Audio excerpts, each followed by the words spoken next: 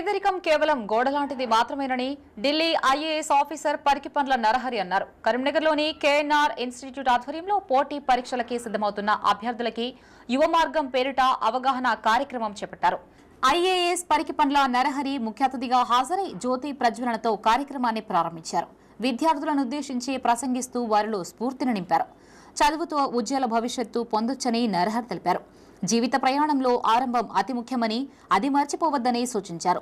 తాను బసంత్ నగర్లో ఓ టేలర్ కుటుంబంలో జన్మించానని గుర్తు చేశారు. ప్రస్తుతం న్యూఢిల్లీలో ఐఏఎస్ గా సేవలు అందిస్తున్నట్లు చెప్పారు.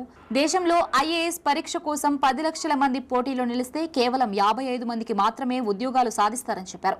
ఆత్మస్థైర్యం మాత్రమే మనల్ని నిలబెడుతుందని చెప్పారు. ఈ కార్యక్రమంలో ఐఏఎస్ నరహరితో పాటు కేఎన్ఆర్ ఇన్స్టిట్యూట్ ప్రతినిధులు, సభ్యులు పాల్గొన్నారు.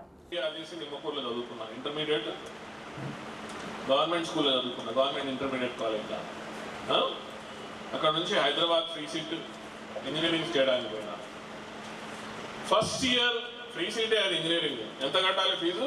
3750 రూపాయలు. నేను ఇది గుర్తుపెట్టుకుంటా, ఈరోజు కూడా గుర్తుపెట్టుకుంటా. 3750 రూపాయలు.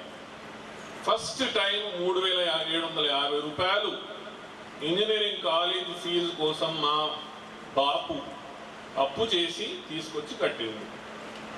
అది లాస్ట్. దాని తర్వాత ఆయన దగ్గర 5 పైసలు తీసుకోలేదు. 4